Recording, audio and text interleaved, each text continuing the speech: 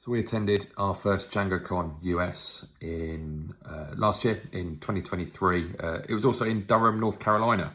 We'll be returning there this year for the conference. So here are my top tips to make sure you make the most of your time there, whether it's your first conference or whether you are a seasoned DjangoCon attendee. Right, here they are. Number one, make sure you have a look at the schedule.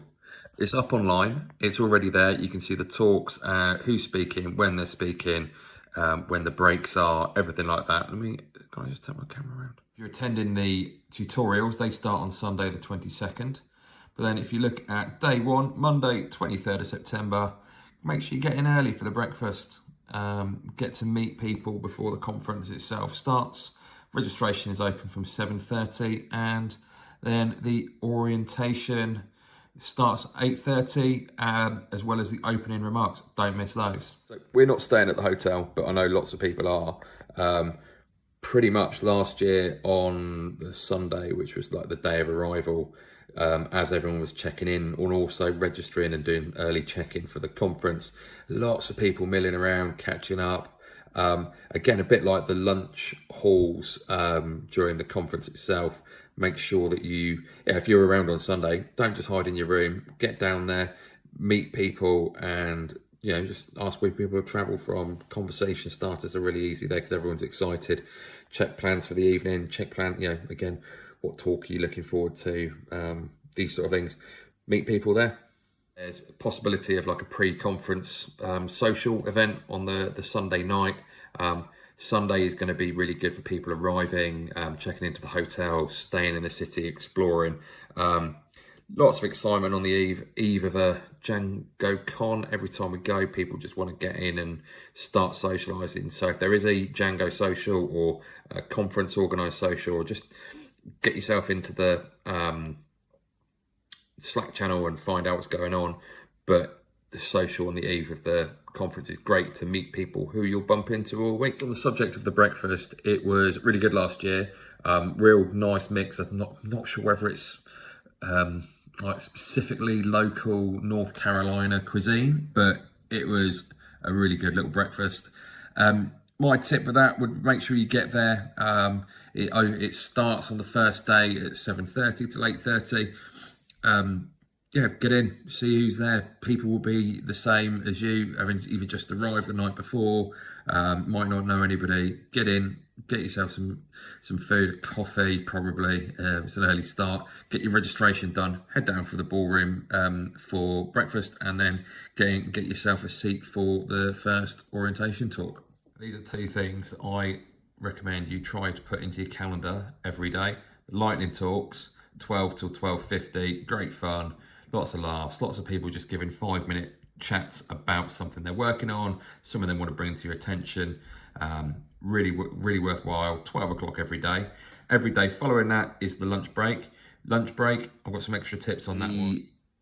Probably my best tip on this is, as you go through the week, you'll maybe spot people who have asked a good question at a talk, or maybe they've given a lightning talk or given a talk themselves, and you want to try and get some time just to ask your own questions, ask them their advice on the problem you're stuck with.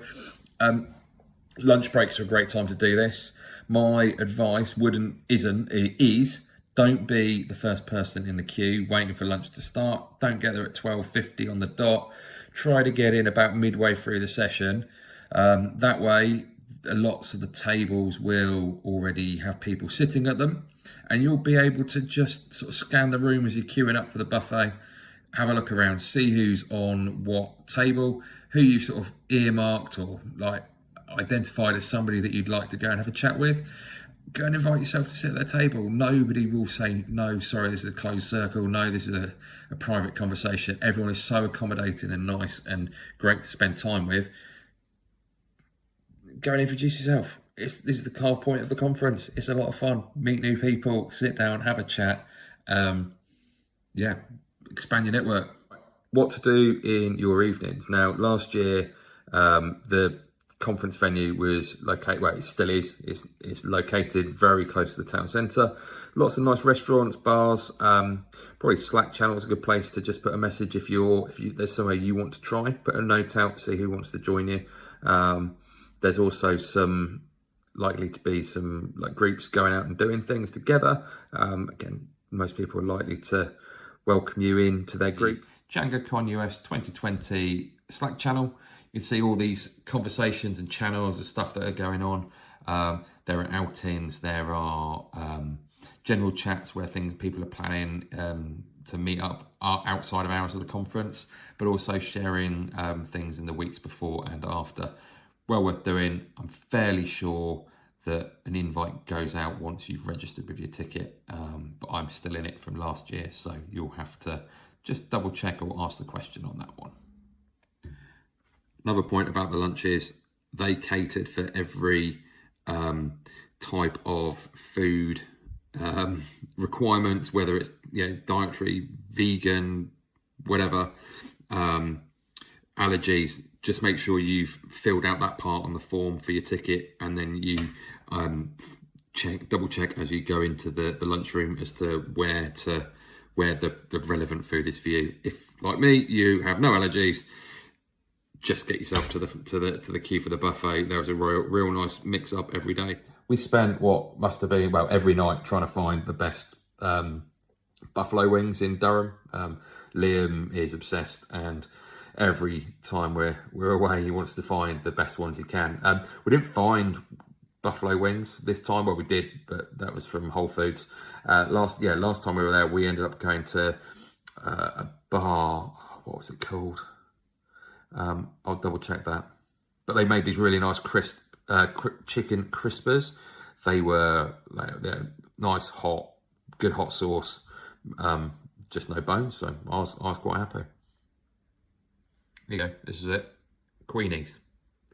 Chicken crispers. Go for it. This one was good as well. Like cocktail bar, roof bar. Really nice. Hopefully, well, the weather's going to be that bit warmer this year because it's a month earlier. That was always good. And then actually we found that the bar down on Main Street, which was 106. So I'll just go in here. Yeah, 106 in Main. This was really good. Very friendly staff. And they had like some free warm food on the side if you bought a drink. One for the sports fans here. This is where the Durham Bulls baseball team plays. This was a sports bar where we watched quite a lot of the NFL on Sunday. Busy sports bar. We'll probably be there on Saturday if anybody is in the city. Probably watching the English soccer from the weekend. 106 Main was just up there. Just follow this road and you'll be at Queenie's, and then next to Queenie's over here is the conference centre. All walking distance, but that is a great little spot for a bit of sports and live screens. Can't give a food review. I didn't eat anything in there. Well, this is starting to sound a bit like some sort of foodie blog, so I might chop them up and make sure they're not all in the same row. Final boring video of a map for you, but this is the conference centre here, up West Main Street. Really good outdoor centric Irish pub. Good food in there. Wings weren't great. Liam didn't like them. He preferred the crispers at Queenie's. But yeah, that's a good spot. Round the corner from it is the West End Billiards. Billiards? That's not even an English pronunciation. Billiards. Very good for an evening with loads of pool tables or snooker tables that you can hire open late as well. That was good fun. Really nice and close to the city centre. So hopefully if you are making the trip to Durham, you already know people, or you have somebody that you're coming with or meeting there. If not, one way to get to know some of the people who will be in attendance for sure is to go through the speaker lists and the schedule online. Find a speaker. They're normally they're all listed on there. they're speaking and sharing something they're passionate about, so I'm sure they would appreciate a follow on their socials as well, especially as you're going to be at the conference. So here we are. Here's the list of people talking.